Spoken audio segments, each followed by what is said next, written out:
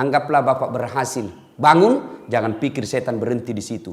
Nagoda ki lagi. Apa nabisik ki? Dingin, dingin, dingin. Wudhu ke subuh tuh, dingin, dingin. Akhirnya apa? Wudhu kita tidak sempurna. Buru-buru kita. Percayalah ketika wudhu kita batal, maka tidak sah kita punya sholat. Nagoda ki, anggaplah wudhu sangat bagus. Nagoda ki itu langsung bunyi handphone tak. Bunyi handphone, langsung bunyi. Kita wudhu sambil terima handphone. Yo. Sebentar pi, di mana ki warung kopi sebentar? Ya sama makin nanti, tunggu mana? Nah coba, wudhu, sah wudhu kita, tapi dia berupaya untuk tidak menyempurnakan. Kenapa? Supaya kurang pahala tak. Anggaplah kita berhasil wudhu dengan baik. Nagoda ki lagi, sampai di masjid. Nah lihat timer, hampir mikomat, tidak cukup itu 3 menit. Duduk mako salah doa, dia goda terus kita. Anggaplah kita berhasil sholat dengan baik. Setan putus asa. Tidak. Nagoda ki lagi. Jangan aku pakai surah pendek. Fatihah mau saja. Anggaplah kita berhasil baca Fatihah dengan baik. Dengan surah pendek dengan baik. Gerakannya lagi nak ganggu ki. Sudah gerakan dengan baik. Jangan pikir setan mundur sampai di situ. Nagoda ki lagi. Nabisi ki. Tidak ada kalahku dalam masjid ini. Kau paling soleh. Yang lain salah ngasih. Itu salah cara takbir itu, salah caranya itu letakkan jari, semua salah itu. Akhirnya dalam hati kita muncul ujub, mau dibilang, mau diborro. Dia bilang, iya tahu, saya paling soleh di sini. Masuk iblis. Auzubillah min dzalik. Assalatu wassalamu alaik ya imam al-mujahidin ya Rasulullah.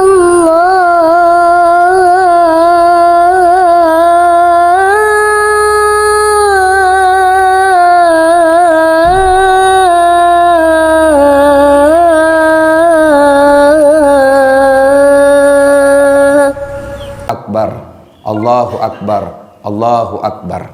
Disambung oleh malaikat, disambung oleh Ibrahim alaihissalam. La ilaha illallah huwallahu akbar. Lalu Ismail alaihissalam menjawabnya dengan kalimat Allahu akbar walillahil hamd.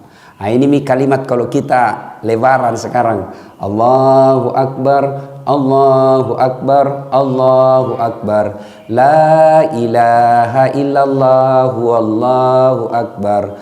Allahu akbar walillahil hamd. Inilah yang disunnahkan Rasulullah ketika kita dari rumah menuju ke tempat ibadah Idul Fitri atau Idul Kurban. Nah, biasa kalau kita dari rumah ke masjid, Pak, takbir jaki, takbiran ki. Nah, kalau anak-anak milenial sekarang tidak takbir, Pak, update status. Mulai nak pakai kudungnya, mulai nak pakai bajunya, update status mi, update status. Siap-siap Idul Fitri. Di jalan foto selfie, OTW masjid. Sampai masjid, foto lagi 2 rakaat sholat tahiyatul masjid. Sujud, mana sujud? Nah foto ton dari atas. Alhamdulillah selesai Idul Fitri. Nah itu anak-anak milenial sekarang. Nah ibu bapak saudara-saudara sekalian, inilah sejarahnya Idul Kurban. Nah apa kira-kira hikmah yang ingin kita ambil dari kisah ini? Ini yang penting. Sejarah ini insya Allah kita sudah tahu nih, mengerti maki. Nah sekarang apa pelajaran yang kita ingin ambil? 1, percayalah ketika kita ingin melakukan kebaikan, iblis pasti kepanasan.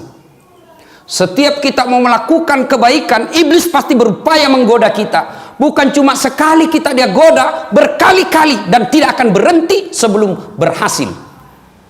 Salah satu definisi iblis itu berupaya menggoda kita sampai berhasil. Jadi iblis itu tidak akan berhenti sebelum dia berhasil menyesatkan kita. Contoh, hayya 'alas shalah.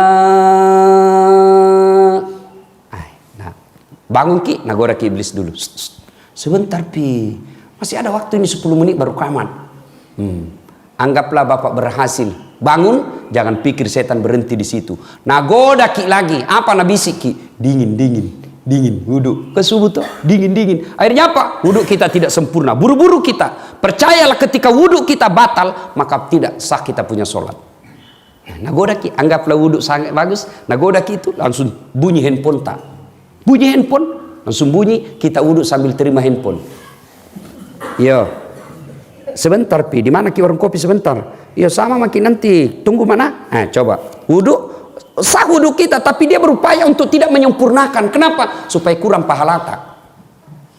Anggaplah kita berhasil wudhu dengan baik, nagoda ki lagi sampai di masjid. Nah lihat timer, hampir mikomat, dah cukup itu 3 menit, duduk mako jam salah doa tayi itu. Dia goda terus kita.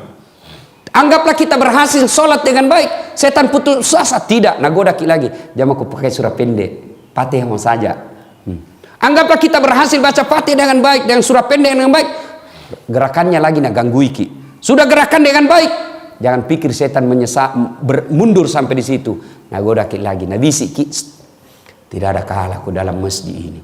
Kau paling soleh, yang lain salah ngasing. Itu salah cara takbir itu, salah caranya itu letakkan jari, semua salah itu.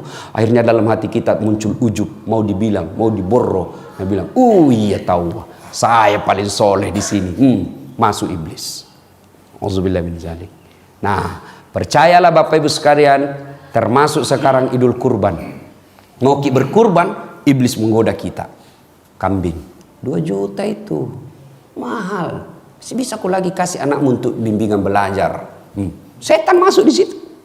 Bagaimana berupaya segala cara agar kita gagal. Makanya ketika iblis sudah menggoda kita, Allah kasih senjata. Senjatanya apa? Kalimat istighfar. Astaghfirullahaladzim wa atubu ilaihi. Ketika Nabi Isra Mi'raj, Nabi makin jauh, makin dekat, ada cahaya kayak api, makin dekat, maka Nabi melawannya dengan kalimat astaghfirullahaladzim wa atubu ilaihi. La ilaha illa anta subhanaka inni kuntu minadz zalimin. Itu kita baca. Sudah, inilah hikmah pertama, bahwa harus selalu diingat ketika kita mau melakukan kebaikan, iblis pasti berupaya menggagalkan. Maka melawan godaan iblis itu dengan kalimat istighfar. Astaghfirullahaladzim wa atubu ilaihi. Suatu ketika datang anak muda bertanya kepada Nabi, ya Rasulullah, saya berbuat dosa. Maka Nabi berkata, bertobatlah, tapi kuulang lagi. Nabi berkata, tobat kau sedek, tapi kuulang lagi, tobat lagi. Buat iblis sampai putus asa untuk menggodamu. Nabi lagi ini anak muda, jadi dosaku jadi besar. Ketahuilah ampunan Allah jauh lebih besar daripada dosa-dosamu. Itu enaknya Tuhan tak. Berdosa ki, datang ki, bertobat. Bukan marah-marah itu Allah kalau kita datang bertobat. Malah Allah janji kita, innallaha yuhibbut tawwabina. Saya cinta kepada hambaku yang bertobat. Beda kita manusia. Bapak datang minta maaf sama saya, barangkali saya maafkan ki, tapi masih ada syaratnya. Ustaz, maafkan Kak Di. Kenapa? Dulu waktu pilwali itu kita suruh Kak bikin baleho 10. Iya, 7 jiku bikin Ustaz. 3 hilang. Saya maafkan kok bos, tapi jangan lagi lewat depan rumahku. Masih ada buntutnya Pak. Kalau Allah kita bertobat, datang banyak dosa, Allah janji kita, saya cinta kok. Innallaha yuhibbut tawwabina. Ibu bapak saudara-saudara sekalian, hikmah yang kedua dari kisah ini, bahwa ternyata aset yang paling berharga itu anak yang soleh. Coba Pak, saya tadi dalam sholat, waduh sempat menetes air mata saya. Luar biasa, saya ingat orang tua saya dengan kejadian tadi. Pak Imam, Ustadz Ikhwan, langsung ada si Ananda Umar. Baru belum dilupa Umar, baru ada gejala-gejala.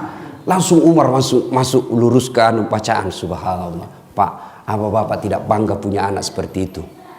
Jangan kita terlalu bangga kalau bahasa Inggris dia anak tak pintar. Pak, jangan kita. Tahu aja aku itu anak Ustaz, masih SD pintar bahasa Inggris. Apa aja kau bahasa Inggris? Itu makin di Inggris, anak-anak di sana bahasa Inggris semua. Betul Kak? Dari kecil sampai pikun orang di sana bahasa Inggris semua. Nggak jago itu Pak. Banyak yang begitu. Kursus bahasa Inggris mulai dari kelas 4 tahun bahasa Inggris 10 tahun masih bahasa Inggris. Jangan kalau berdoa juga nanti tidak jadi bilang, oh my God, please help me my father. Taleka. Tidak begitu juga orang berdoa. Kenapa? Jangan makal anak muda, serius kayak ini bos. Alhamdulillah ibu bapak adik-adik sekalian ya. Saya langsung ingat orang tua saya. Masya Allah. Bapak saya itu kodon tidak pernah belajar agama. Ibu saya juga tidak pernah belajar agama. Sekolah pun tidak cukup, hanya pandai membaca menulis. Apa yang membuat saya kadang-kala tersentuh? Apa kita tidak bangga Pak? Orang tua tak tanya ki agama lalu kita jelaskan. Nah tanya, nak, yang kasih podang na ihe, dek garek nawat di tempat tepak kuku kumeluk ki makaroba. Lalu kita jelaskan, itulah bantuan kita kepada orang tua kita, menunjukkan dia jalan yang lurus. Apa kita tidak bangga, Pak? Punya anak ketika kita butuh pengetahuan agama, dia hadir memberikan pengetahuan itu. Itu kekayaan tak paling berharga. Harta, emas, rumah, mobil tidak ada gunanya ketika kita sudah mati, dan tidak bisa meluruskan iman kita, itu malah bisa menyesatkan kita itu harta. Tapi anak yang soleh dan soleha, Pak, bangga maki, Pak. Sama, Pak kita tidak bangga. Begitu kita, oh, tidak begitu caranya, nak. Mak, begini cocoknya. Subhanallah. Pada usia senja orang tua kita arahkan ke agama yang lebih dekat dengan Allah Subhanahu wa taala. Nah, sekarang orang tua hati-hati didik anak sekarang, Pak. Ya. Siapa yang didik anak tas sekarang? Handphone. Siapa yang didik anak tas sekarang? Warnet. Siapa yang didik anak kita sekarang? TV. Nauzubillah min zalik. Saya doa mudah-mudahan tidak begitu anak tak, Pak. Ini ada baru-baru saya dapat informasi. Baru-baru saya dapat informasi. Kelas 2 SMP. Berapa umurnya itu kalau kelas 2 SMP? Ya? 14 ya? 14-15 tahun. Apa yang terjadi? Sudah pernah berhubungan suami istri. Dan saya tanya, berapa perempuan kau kasih begitu? Dia bilang 5 mi. Saya ajak ngomong. Saya bilang, di mana kau lakukan? Di rumahnya itu perempuan. Beranimu itu. Dia bilang, bapaknya ibunya kerja semua, Ustaz. Malam baru pulang. Apa mi kalau begini anak tak? Setengah mati dicarikan uang. Nak pakai rumah tak berzina. Kita bangga mi bagus rumah tak. Kita bangga kita dihormati orang. Kita bangga banyak duit tak. Kita bangga bermewah-mewah kita punya mobil. Tapi anak tak berzina di rumah tak tiap hari. Dan itu bukan cerita fiktif. Itu banyak yang terjadi. Ini yang perlu. Momentum Idul Kurban ini, evaluasi apa anak tak ini seperti Ismail atau menjadi anak yang dekat dengan iblis. Tak ada gunanya anak tak tinggi sekolahnya kalau dia jauh dari agama. Begitu kita masuk di kubur, siapa yang doakan kita? Masuk di kubur, siapa doakan kita? Saudara tak? Jangan maki harap. Tanya diri tak masing-masing. Pernah tak kita doakan adik tak dalam 24 jam? Pernah kita doakan saudara tak dalam 24 jam? Jarang. Saya saja nak minta pi saudaraku baru saya doakan. Doakan kak dia? Iya gampang nih.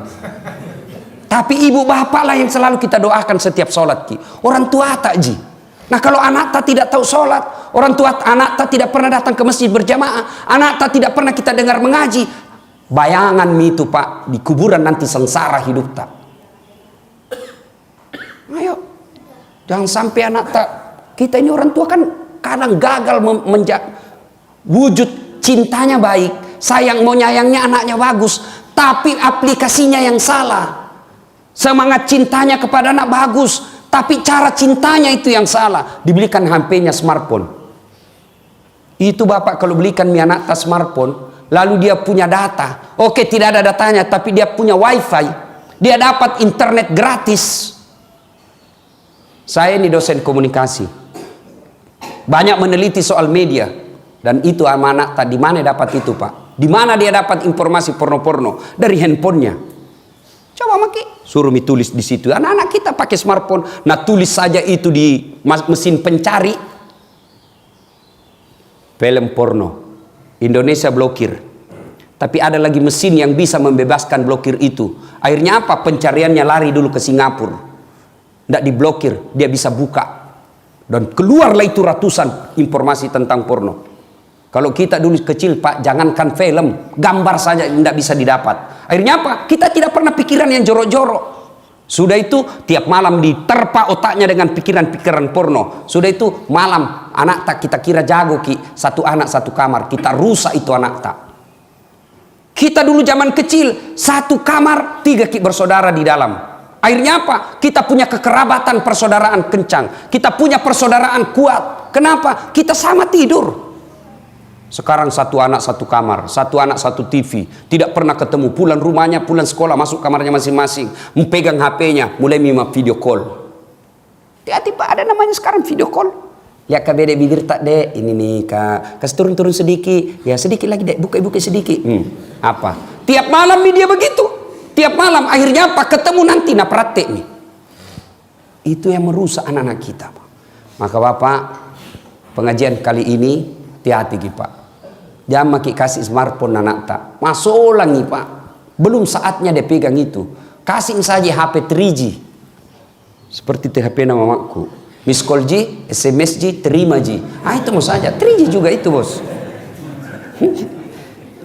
Bapak saudara-saudara sekalian. Yang ketiga, hikmah dari pengajian kita ini. Bapak ibu saudara-saudara sekalian, berkurbanlah.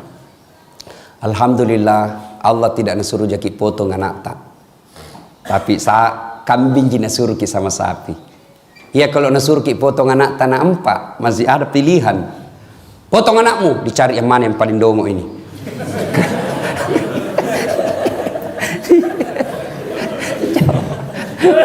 Tapi alhamdulillah Allah cuma minta kita ya diminta jaki kambing, maka berkurbanlah. Jangan ki lagi saya tidak mampu Ustaz, baru HP harga 2 juta. Pakai data tak 150.000 per bulan.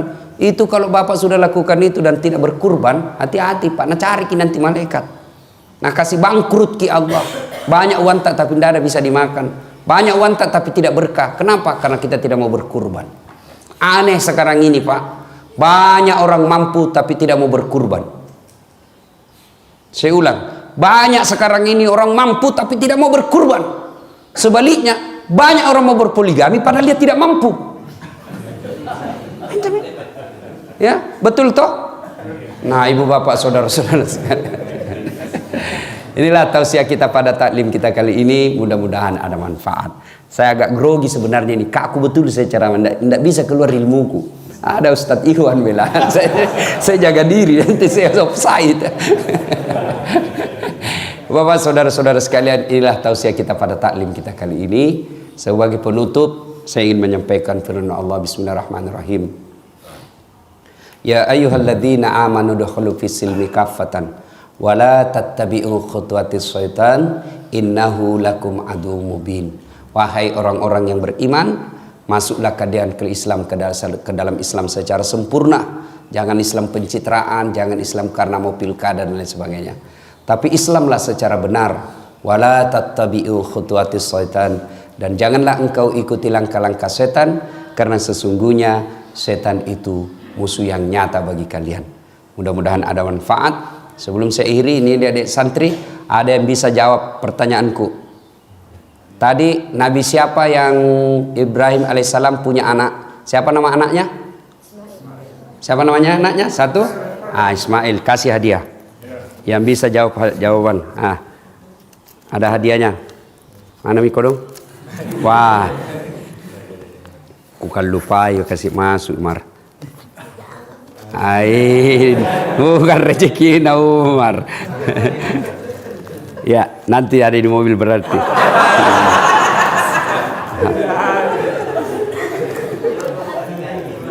Sudah dijanji tawa. Uang Malaysia mau kukasih Umar. Ya ambil ya, rezeki.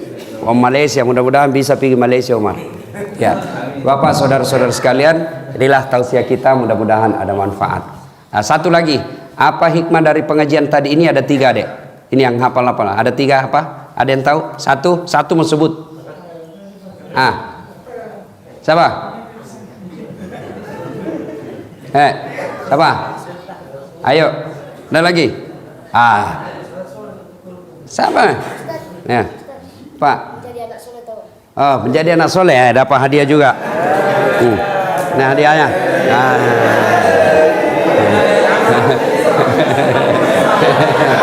Ya, ada lagi.